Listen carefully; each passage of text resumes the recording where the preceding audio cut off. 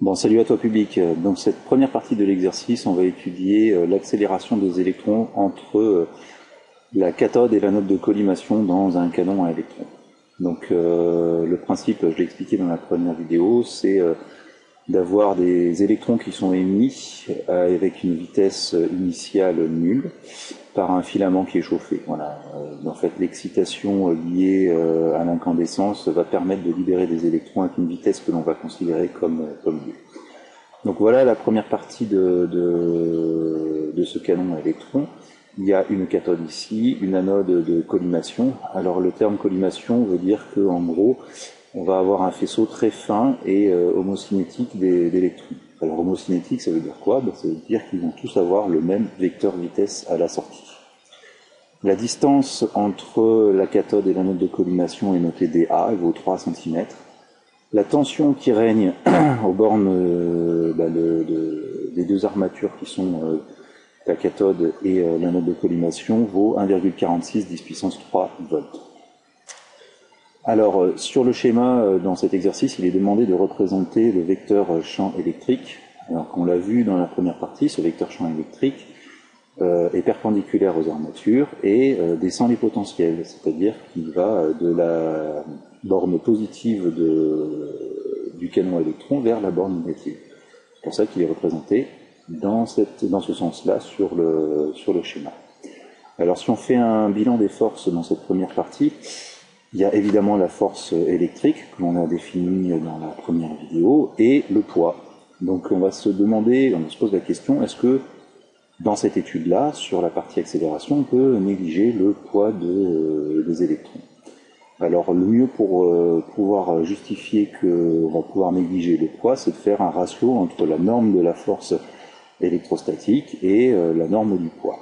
Alors, c'est parti.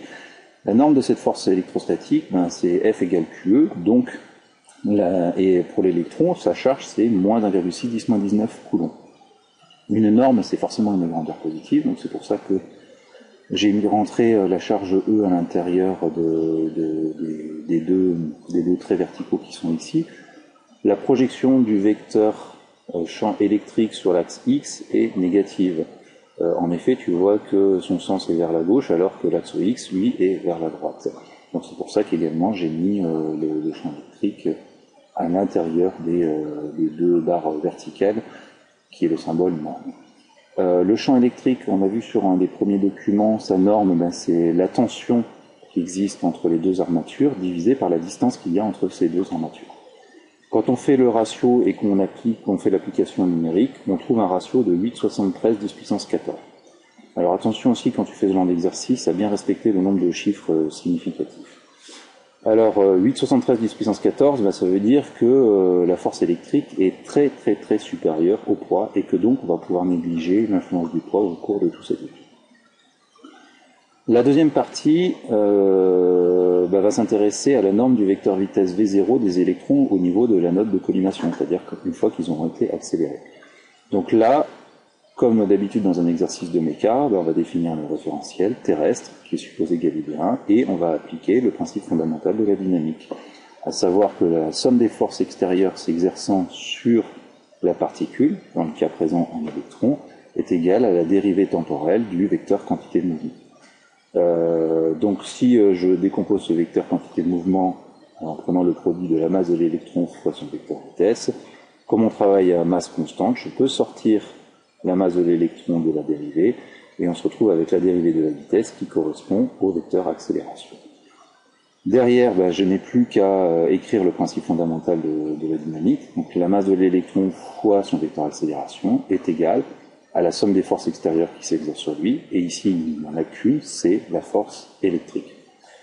Je détermine les composantes. Donc pour déterminer les composantes, j'utilise la formule F égale Q fois E.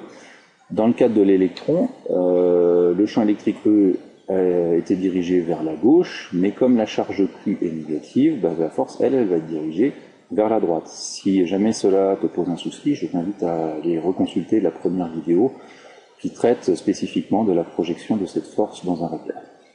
Donc, comme la force est dirigée vers la droite et que l'axe OX est également orienté vers la droite, ben, la projection de cette force doit être positive. Donc on a le produit E, la charge élémentaire, fois la norme du champ électrique divisé par la masse de cet électron. Alors, pour déterminer le vecteur vitesse, ben, on va primitiver ce vecteur accélération, par définition. Donc je primitive ce vecteur accélération. J'ai deux constantes, constante 1 et constante 2, qui sont issues de la primitive, et je vais déterminer ces constantes 1 et constante 2. Alors comme souvent, ben, pour déterminer ces constantes, on va utiliser les conditions initiales. Or, dans les conditions initiales, eh ben, les électrons sont émis sans vitesse initiale au niveau du filament. Donc ça veut dire qu'à la date t égale 0, ben, le vecteur vitesse, ses composantes, c'est 0, 0. Donc ça veut dire que ce vecteur-là, l'expression des composantes de ce vecteur-là, qui sont valables quelle que soit la date t, sont aussi valables pour la date t égale 0. Donc si je remplace t par 0, je me retrouve avec constante 1 et constante 2, et à la date t égale 0, ben, ça doit valoir 0, 0. Donc je peux en déduire que la constante 1 est égale à 0 et que la constante 2 est égale à 0. Donc je remplace évidemment ces deux constantes dans l'expression du vecteur vitesse qui est valable quelle que soit la date t, et je me retrouve avec cette relation-ci. Alors là on peut se dire, bah, c'est génial, c'est gagné, déterminons la norme du vecteur vitesse, parce que c'est finalement la question qui est posée sur cet exercice. Alors je détermine la norme. Donc je te rappelle que pour déterminer la norme d'un vecteur, on prend la racine carrée de la somme des composantes au carré. Donc là, il n'y en a qu'une seule de composante, donc c'est vite vu, hein, c'est la racine carrée du carré de cette composante. Donc la norme de ce vecteur, c'est le produit de la charge élémentaire par la norme du champ électrique, divisé par la masse d'électrons, fois la date t. Et puis là, bah, je suis bien embêté, parce que j'ai presque répondu à la question, hein, parce que j'ai déterminé la vitesse, mais le problème, c'est que je ne sais pas à quelle date eh ben, les électrons vont passer au niveau de la note de collimation. Il me manque une variable, il me manque la date à laquelle ils passent au niveau de cette anode. Donc il va falloir que j'aille un cran plus loin, que je reprimitive la vitesse. En reprimitivant la vitesse, je vais déterminer les composantes du vecteur position.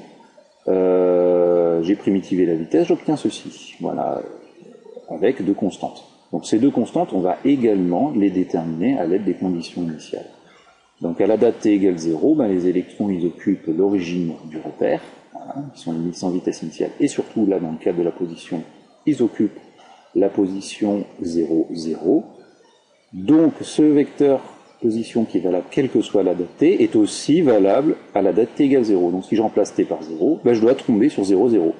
J'en déduis donc que la constante 1 et la constante 2 sont toutes les deux nulles. Et j'établis ma relation du vecteur position en fonction de la date. Bon, à partir de là, eh ben, c'est presque gagné parce que je vais pouvoir déterminer la date à laquelle il va passer au niveau de la note de collimation. Je te rappelle qu'on vient de déterminer la norme du vecteur vitesse dans l'étape précédente et qu'il nous manquait justement cette date. À quelle date est-ce qu'il passe au niveau de la note pour déterminer la vitesse? Donc grâce au vecteur position, ben, j'ai ici une équation horaire, x de t, qui est égale à le produit de la charge élémentaire fois la norme du champ électrique sur 2m fois t carré. Donc je connais l'abscisse de la note de collimation. Elle est à une distance dA. Donc elle est à une distance dA. Donc je vais pouvoir déterminer la date TA. J'ai pris ce symbole-là, TA, comme la date de passage au niveau de l'anode. Voilà. Donc je détermine cette date TA. Bon, après c'est un petit peu d'algèbre, hein, je prends la racine carrée. Donc je détermine TA. Tout à l'heure, j'avais déterminé dans l'étape précédente, dans la diapo précédente, la norme du vecteur vitesse, qui dépendait de la date de passage au niveau de la note de collimation. Or, la date de passage, je l'ai. Ça y est, maintenant je l'ai. Je vais pouvoir remplacer la date de passage au niveau de la note par l'expression qui est ici. Donc je la remplace. Après, ben, c'est plus que de la manipulation d'algèbre, hein. Le membre qui est devant, ben, je vais l'élever au carré pour le passer sous la racine carrée. Et je vais simplifier l'expression. Voilà. Après, le champ électrique E, je te rappelle que sa norme, c'est la tension qui existe entre la cathode et l'anode divisée par la distance qu'il y a entre ces deux armatures. Je fais l'application numérique et je trouve une vitesse au niveau de l'anode de collimation qui est de l'ordre de 2,27 10 puissance 7 mètres par seconde. Voilà. Donc cette première partie est très importante et elle représente une petite difficulté dans certains sujets, qui est que pour déterminer la norme du vecteur vitesse, ben, on est obligé de primitiver l'accélération 2 fois pour arriver au vecteur position, afin de déterminer la date à laquelle il passe au niveau de la note de collimation. Donc cette démarche-là, de primitiver 2 fois, de déterminer la date et de la réinjecter dans l'expression de la norme du vecteur vitesse, c'est une démarche qu'il faut que tu saches refaire parce qu'il y a des exercices où cette question est posée et d'expérience, je sais que ça peut poser quelques petits problèmes. Voilà, j'espère que cette vidéo t'aura aidé à un petit peu mieux comprendre comment calculer la norme de ce vecteur vitesse. Voilà, je te dis à bientôt dans une prochaine vidéo.